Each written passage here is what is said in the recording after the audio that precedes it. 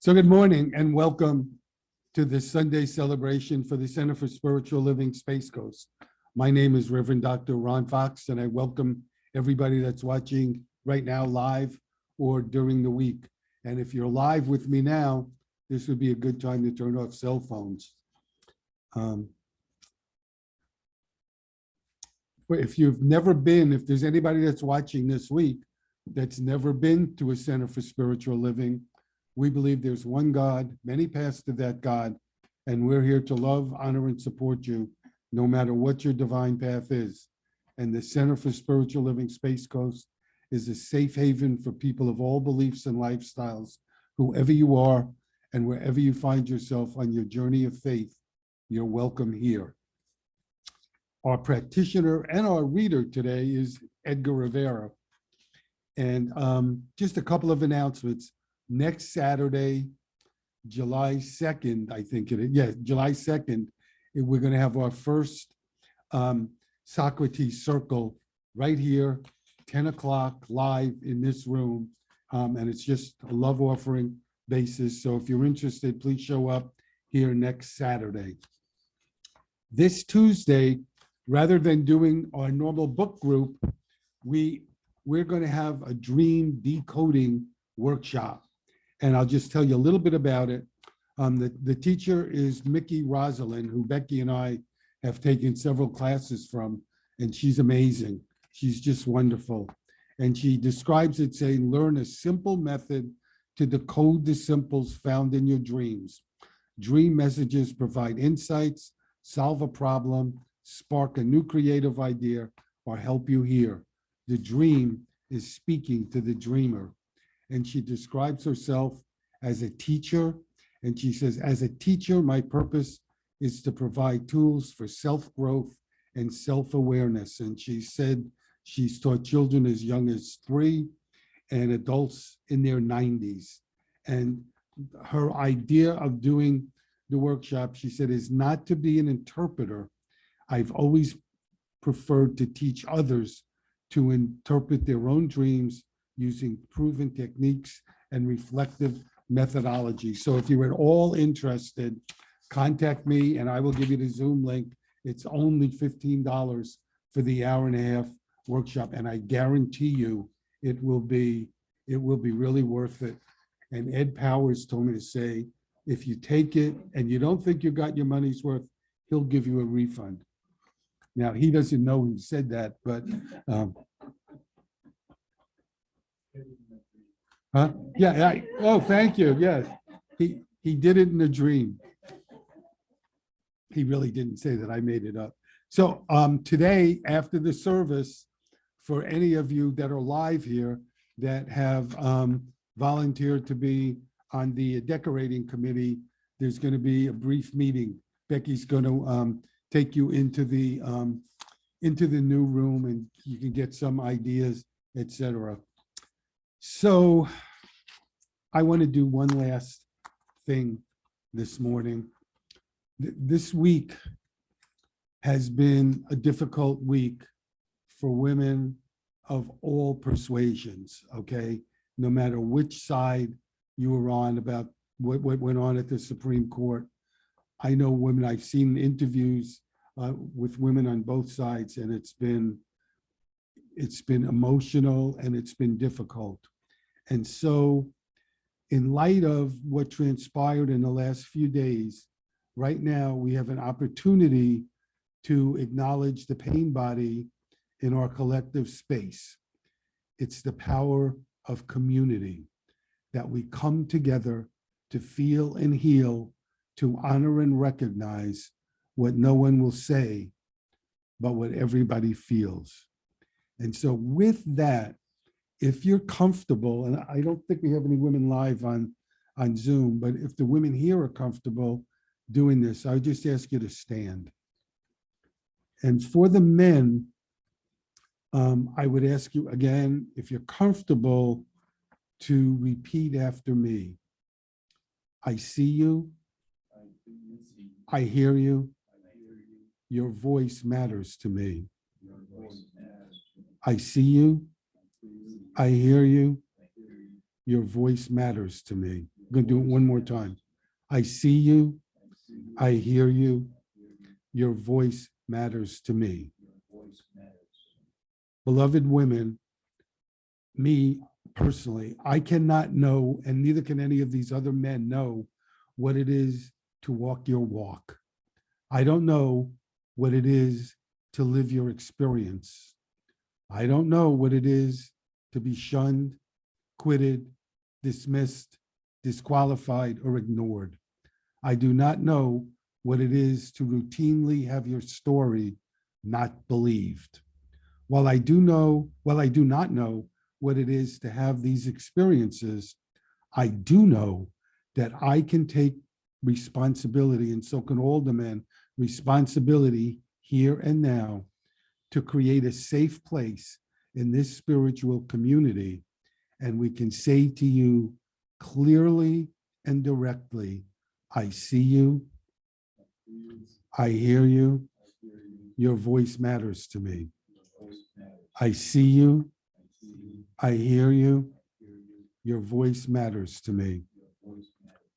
One more time. I see you, I hear you, your voice matters to me. May the vibration of our affirmation and the meditations of our heart move out into the wider world and make a difference. And so it is.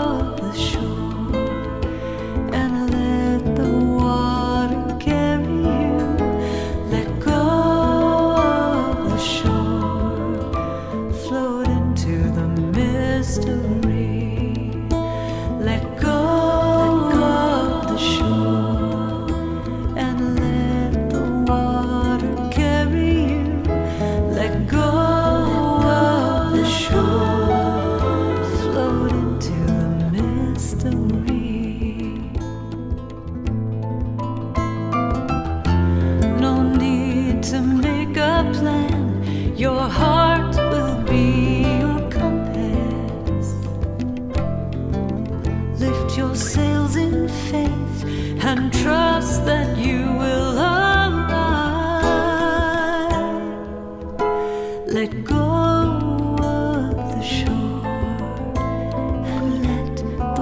of the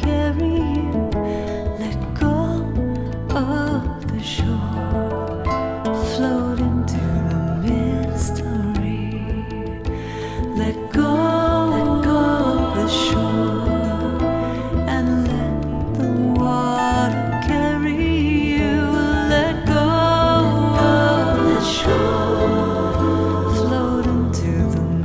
mystery. Let go of the shore, float into the mystery. Let go of the shore, float into the mystery. Let go of the shore, float into the mystery. Float into the mystery. Float into the mystery.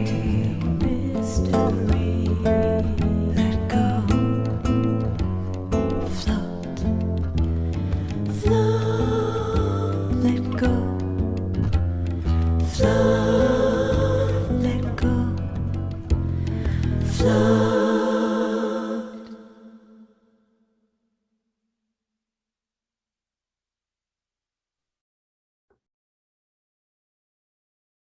Good morning. Let's stay in this wonderful video meditation that just appeared and just keep that peaceful, loving energy within you.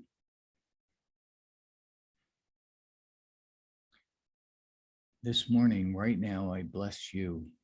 I honor you. I honor everyone who is honoring the Creator, however they're doing it today, in whatever manner they're doing it.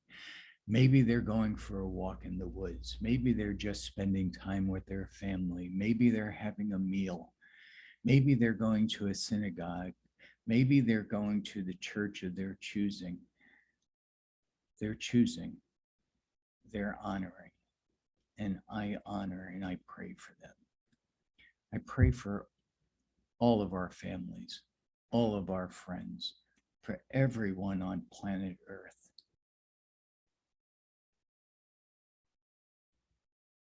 I know that Spirit is always conspiring for our good, regardless of the gift wrap at the time. And I know that we will find a way, a peaceful way, an effective way to move forward, for women to feel that they truly have, and to know that they truly have total control of their bodies and what happens with it. And I know that we all join in and honor and support women. I know that today, Reverend Dr. Ron Fox is a clear conduit with the divine, that words are just and feelings are just downpouring, and he has a direct connection, and he is going to be saying and we are hearing the words that we need to hear today to inspire us to make a difference in our lives. I am so grateful for everything that has transpired. I release this prayer into the universe, and I encourage you to join me in cementing this prayer by saying the words, "And so it is."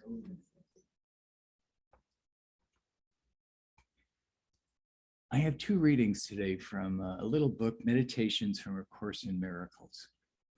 And the first one is on changing the past. How can you change the past except in fantasy? And who can give you what you think the past deprived you of? The past is nothing. Do not seek to lay the blame for deprivation on it, for the past is gone. You cannot really let go of what has already gone.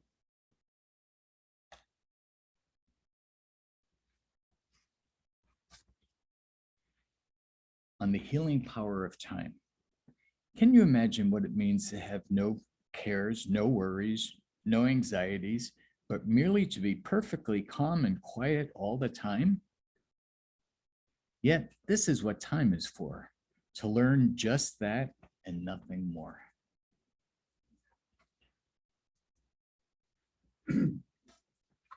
Thank you, Edgar. Good morning again.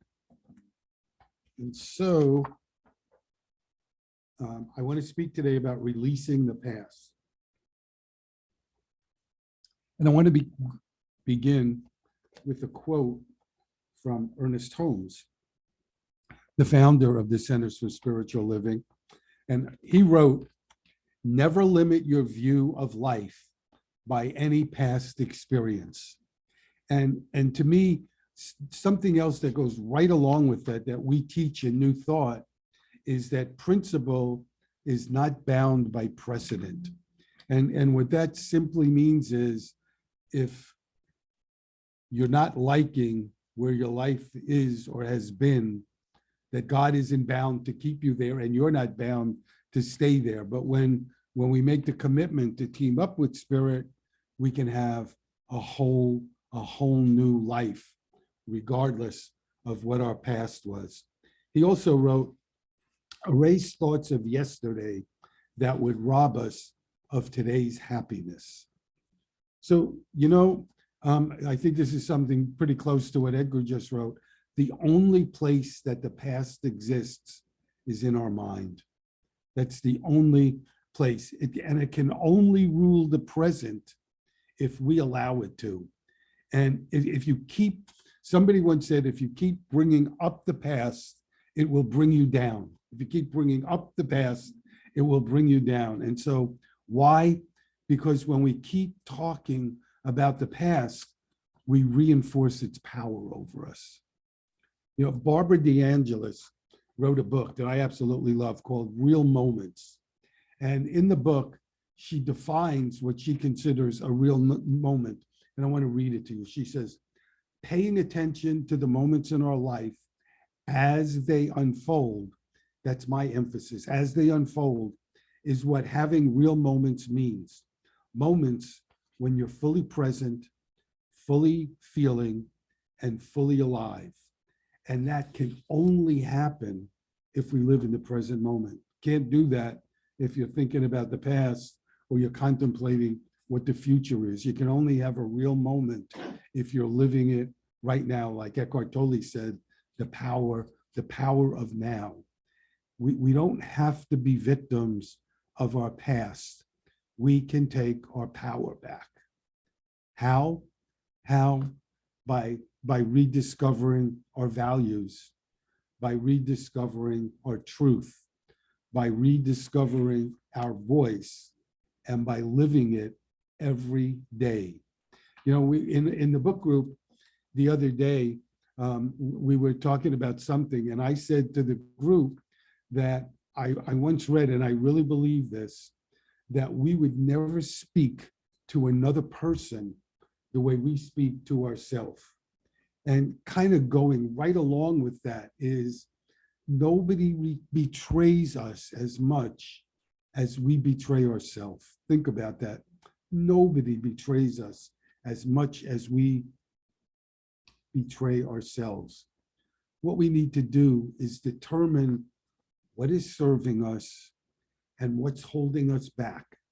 And it doesn't necessarily mean the old way was bad or the old way is wrong. It could mean, like that sign up there, I look forward to who I will become. As we're becoming, as we're growing intellectually, as spiritually, emotionally, some things from our past don't fit. And it's okay to let them lie. It's okay to move forward without any guilt. If we do things the same way we've always done them, we're going to get the same result that we always had. Everybody knows that. We can love and appreciate the past, but we don't need to think and act the way others did before us. And when we do that, it denies our ability to become enlightened. And Wayne Dyer, in one of his books, makes a really good point about that, about living and thinking the way our ancestors did. He said, look at the world. Look at all the wars that we fight. And in fact, I thought about it in the context of the war going on in the Ukraine now. It's happening, and the wars happen because people today think they have to live, believe, and act the way their ancestors did, not necessarily the way the world is, the way the world is now.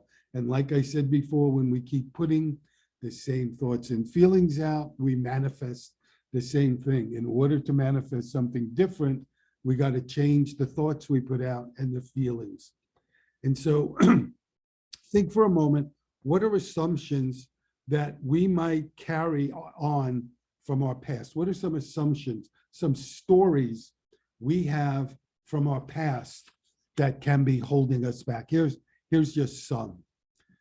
The universe is an unfriendly place. Life is a struggle. People can't be trusted. Things don't work out for people like me. I don't have what it takes. Something will go wrong. The point is, we can change these stories. I was taking a class this week, and the person facilitating it came up with this exercise that I'm going to share with you. I thought it was really cool. Now, he did it in the context of a group exercise, but I think we could do it alone. And the idea of this exercise is very simple. He called it old stories, new stories, okay? Old stories, new stories. So if you're interested, sit in a quiet place and think about the old stories that you told yourself, that you came forward believing. Like I just said, the universe is not friendly. I don't have what it takes. People can't be trusted. Think of those old stories and then say to yourself, what new stories do I want to create about my life? What new stories do I want to create? You know, how can we turn some of these, something will go wrong, to whatever I do? You know, I'm doing this off my head. Whatever I do is going to turn out perfectly, and then live it. Holmes, let me tell you another Holmes quote. He said, we should take time every day to see life as we wished it to be. Make a mental picture of our ideal. And in religious science terminology, we call that a mental equivalent. And what it is, what he said, see a picture of it in as many ways as you can. You know, if you can visualize a picture, hear it, smell it, touch it, whatever it is, make that new story as real as you could possibly make it. And eventually that new story will start to manifest in your life. I saw something this week I want to share with you, a quote by a 90-year-old lady. She said, when you get to be my age and you look back on your life, you don't go to regret or blame. You realize that life has been about lessons and the choices you have made. I love the lessons, and I love that I can make choices. So I want to tell you a story about a lady named Sarah. And this story, her counselor is writing about her. So Sarah had Crohn's disease for 30 years. And over the course of those 30 years, she had 14 operations and procedures. And she saw herself as a victim. And when she initially came to counseling, the counselor said she was depressed and incapacitated by self-pity.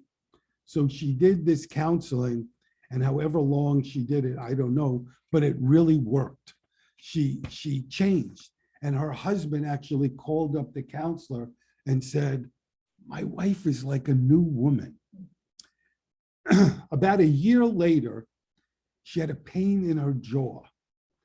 And she went to see a dentist, and the dentist said, I see what it is. You've got an abscess.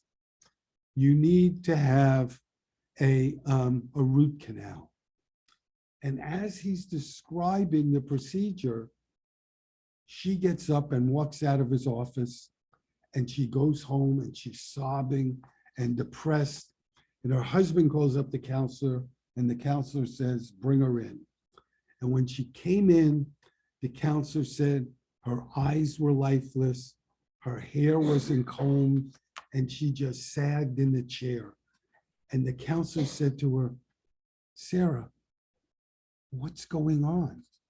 And Sarah said, I don't know. I just feel overwhelmed and beaten down.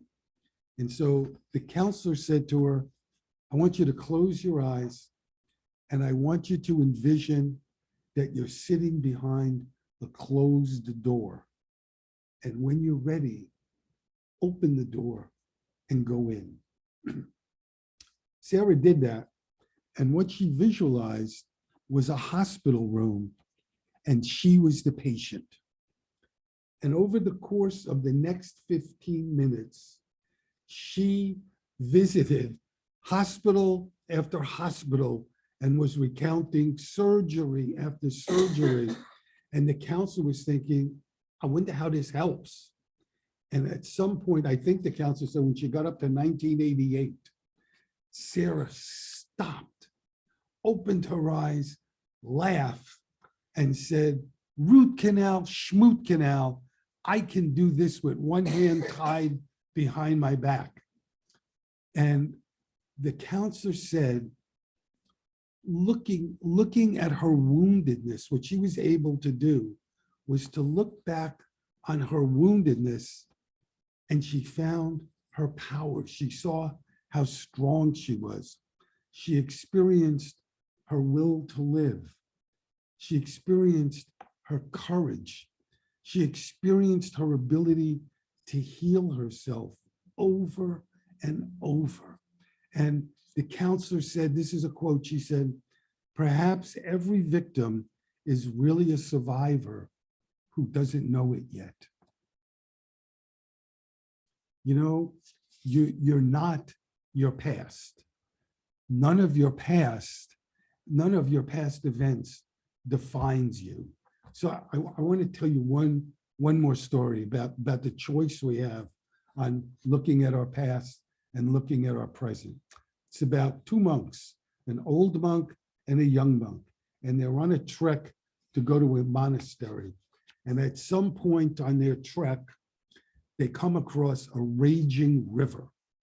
And there's a young woman sitting at the side of the river crying because she's afraid to go in because she feels if she goes in, the strength of the current is going to drown her. And so she turns to these monks and she asks them if one of them would carry her across the river. These monks take a vow never to speak to a woman and never to look at a woman. So the young monk turns his back on her and starts to cross the river. The older monk bends down, lets her climb on his back, and he carries her across the river. The young monk fumes for hours and finally turns to the old monk and he says, you violated your vows.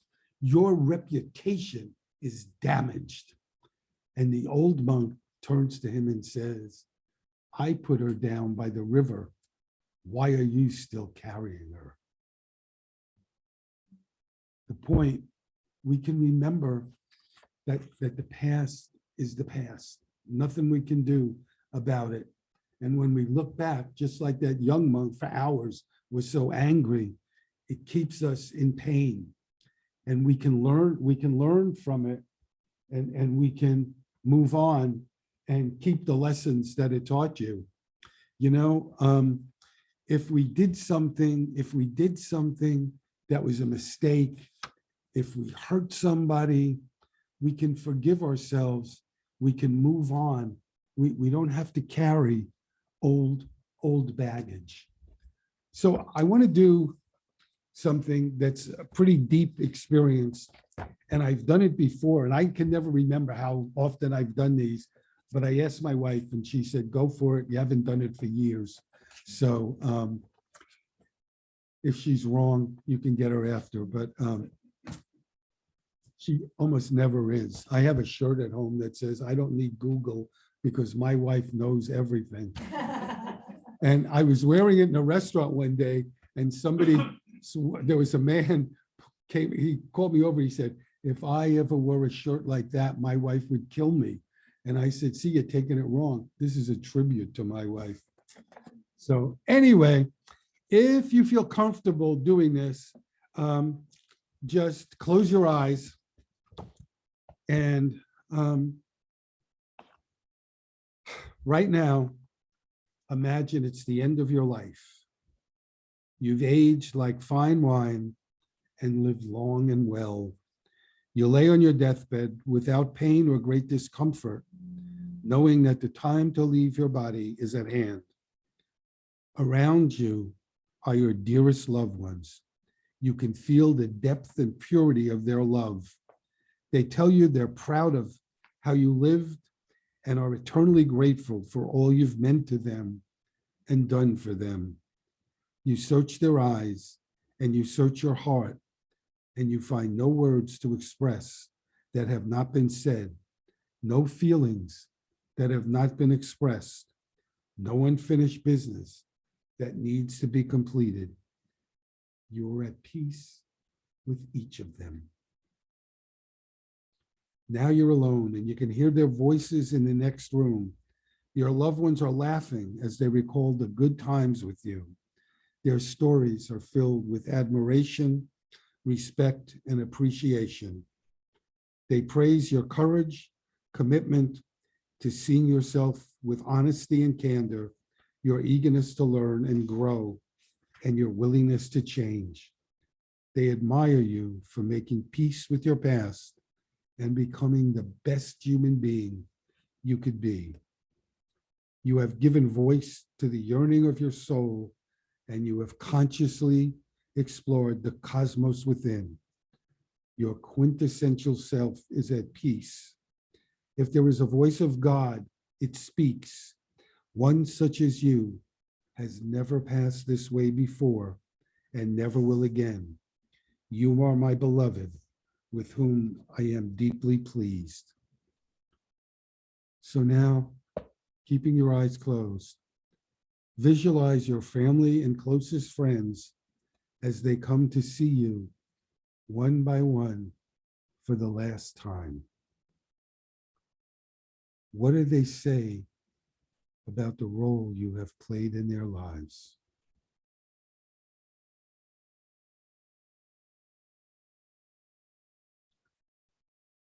How do they praise you? What do you fondly remember? As you imagine the dialogue with each person, evoke specific incidents that have occurred or that you want to occur between now and then, that you want to occur.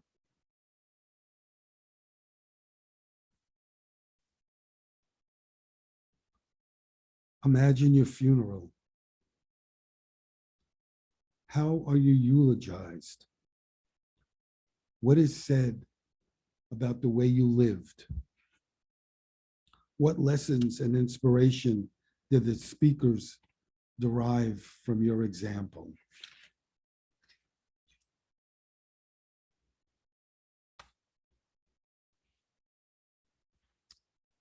Now ask yourself this question. What if the end were to come today? Could you go in peace? What would you regret not having made time for?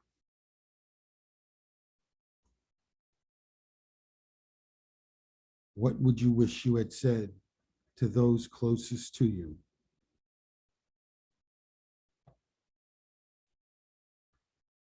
How different would your deathbed scene and funeral be as compared to the ideal scene you just visualized? Would anyone feel sorry for you? Would people say it's a shame he or she never lived up to their potential? Would anyone be glad you're gone?